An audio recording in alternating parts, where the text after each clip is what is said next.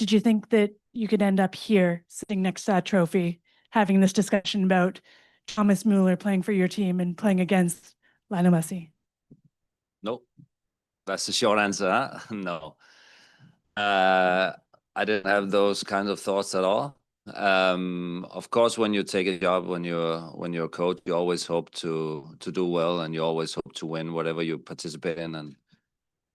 But I didn't have that much knowledge about the league and everything, the club and the players. But and I didn't have any expectation that I would end up in a final, having Thomas on our team and play up against Lionel Messi. So I think it's for those obvious reasons. It's great being here. I think it's a testament to the team and the players, how well they've done throughout the course of the season. And I also want to start out saying that I think it's great being here in a final up against Miami. It's a team. It's two teams I think put a great mark on this season throughout the MLS. We played the two last MLS teams to stand in the Champions Cup. Both teams have been doing well and played a lot of games, participated in different competitions, done well. So yeah, I think that it's great being here. I didn't expect it at all when I started out, but as the season went by, of course, then you start seeing that we have the quality maybe to take it far, and now here we are. Okay, and we'll go right here in the front with Michelle. I'm Michelle Kaufman from the Miami Herald. Again, welcome to our town. I want to ask you how both teams have changed in your eyes since April, because you did play 2 games in April, but I know Javier Mascherano says, oh no, this is a completely different game, different team. How do you see, is there anything to be even learned from those 2 games, or are both teams very different, and how so? Thank you. Yeah, it almost seems like it was last season, right? But it isn't, and I think it is 2 teams that are doing things quite similarly, but than we did, like we did in April, but still with different personnel and different players in. I think Miami changed a bit more on their lineups and the team than we did throughout the course of the season, but we also, changed some things also due to the fact that we got Thomas in. So I think it is obviously going to be different, but a lot of players who were there back then and are the same as the players who will be there Saturday. So I think, yeah, it's a new game. It's 2 teams that approach the game in their way, and we have to see who comes out on top come Saturday. But it is a little bit different the way you approach the game now. Also up against the Miami team that's changed on somewhat positions. Yeah. We'll go right here with MLS Soccer to the right. Hi, yes, sir. Jonathan from MLS. Berhalter was in here a short while ago, Sebastian, and he's had a fantastic season for club and country. What can you remark about his journey and what you see for him as a player, who I think a lot of folks in this room hope will be at a World Cup next summer? I also hope that, because I think Sebastian has done so well. And when you have a player who's so committed to his football, to his career, and to his development as a player, and so committed to his team and his teammates, then of course you hope always the best for a player like that. And I think the steps he's been taking throughout this season, I think, has been, it's the steps he's been working so hard for. He puts in the work every day, and I think Sebastian it's really easy for him to pick up advice. He wants to get all the information he can get, and he also wants to, so badly to develop. And I think that he's got the confidence also now that he can play at a level, for instance, for U.S. men's national team, where he's done very well. Last time he scored a beautiful goal and put his mark on the game, and I think sometimes it's just the small things that will be able to take you to the next level. Give you the confidence that you can play there, and I think Sebastian's brought that in. He's such a hard worker, and I remember some of the things we talked about in the beginning was that he was running actually too much. He had to slow down, and instead of run and play, he should play and run. And I think that he always wants to listen into whatever advice he can be given, and I think he's really deserved all the credit he's got this season. And I as I also hope that he will be included in the US World Cup squad, but we have to figure out that's not my call. But I think he's definitely done well, and I also think that he can take his talent as a career even further. Okay, we'll go all the way to the back. Hi, Jasper. How are you? Well, Thomas is one of the few players that have a good record against Leo Messi. Have he given you some tips on something his team use against Messi to control him or anything about that? If he has given some advice, So, yeah. No. No. No. We know that we're up against a player who's considered by many and rightfully so the best who ever played this game, and we know that you always have to expect the unexpected when you play up against a player like Lionel Messi, because what he can do is sometimes not abilities you can predict for, and not that you can prepare for. So you have to see whatever sometimes the game takes you and gives you. I think what is important is that we have a collective plan for how we do it, and of course Thomas played up against Messi many times, but in completely different settings as well, right? So I think it's he knows how he's been able to prevail in games when they went up against Barcelona or Argentina, but yeah, we will know that it has to be a collective effort, and that's what we will put up, not just against Messi, but also against Inter Miami in general. Okay, we will go right here in the middle. We've obviously seen the incredible impact that Thomas has had on the team, but from your perspective, how has the team evolved since he arrived? Yeah, Thomas came in, gave a spark to the team, to his teammates, coming in with the experience. Of course, everybody knows about his career and what he's done, and he's done most in this sport that you can and achieve most that you can achieve in this sport. So I think that always has a positive effect on your teammates, and they were excited that he came in, of course, and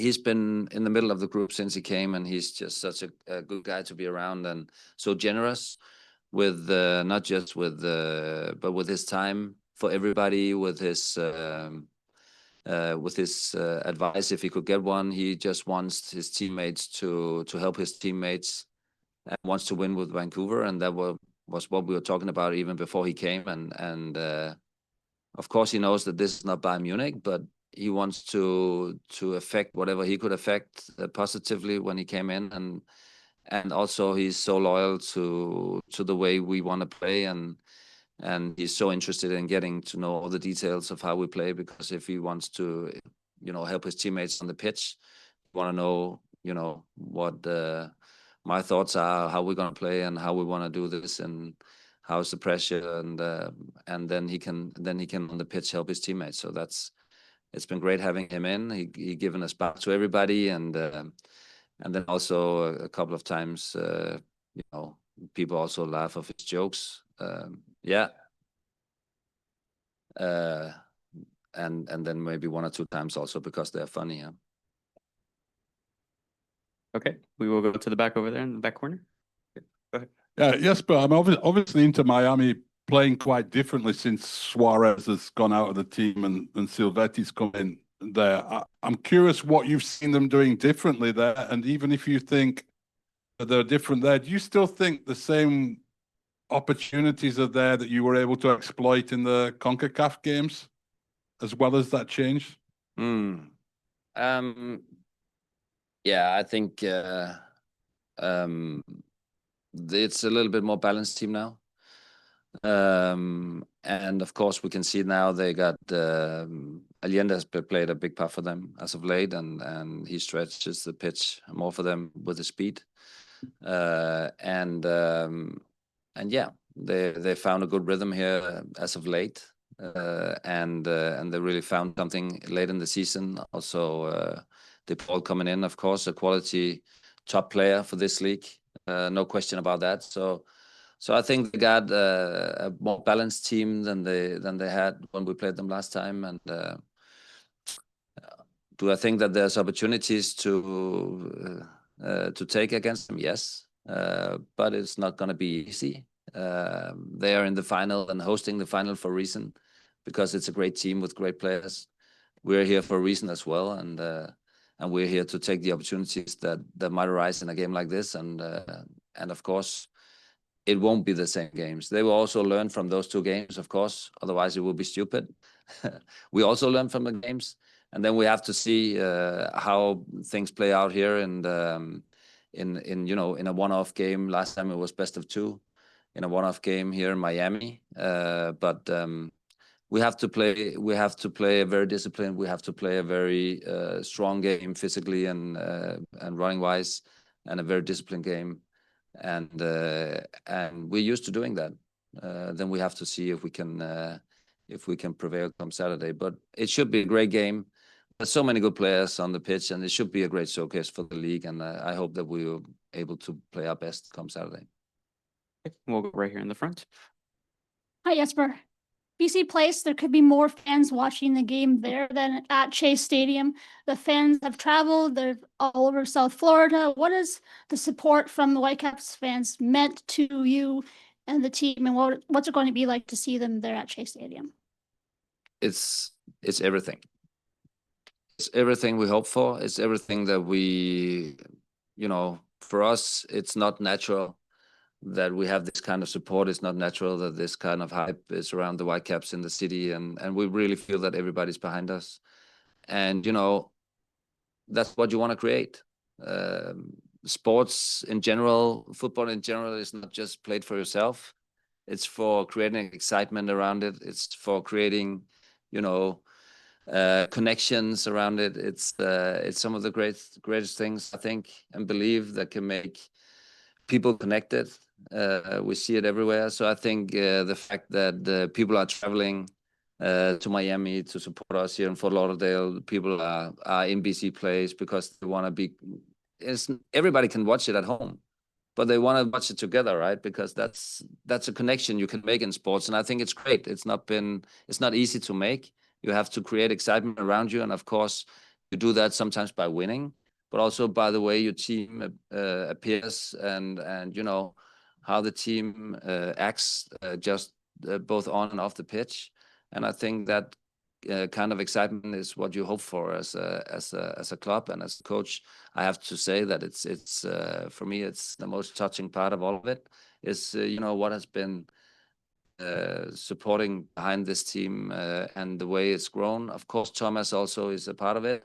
Gave an extra spark also to the fans and everybody. But I just think that that's the most beautiful part, and we will do everything we can to live up to that support. And yeah, I know that Miami probably would try to do the same for the support they get, but that's sports, and now we're here. And if you reach out for the biggest things in the sport, yeah, you have a chance to reach it, but you also have a chance not to. But it's better being here than not, right? And the support we get, it's really amazing. We'll stay here in the front again. Jesper, the game's going to get played in the hottest part of the day. Are you having to prepare differently for this? Because obviously it's not something we've been overly used to. Yeah, it's been a while since I've put sunscreen on for a game, so I'll definitely prepare a little bit different. But no, we're not used to those temperatures right now when we play. So definitely it's going to be something that we have to think about with the hydration and stuff. But I think, yeah, it's not easy to predict a lot of things, and we can't do anything about it anyways. We will prepare, with the best we can with hydration, and but it's gonna be tough in these conditions. Of course, it will. Okay, and we'll go right here in the middle. Hi, Jesper. Cal, MLSsoccer.com. I just wanted to ask about two players, have meant so much to the club over the years, and Brian White and Ryan Gauld. They both dealt with their fair share of, injury struggles this year.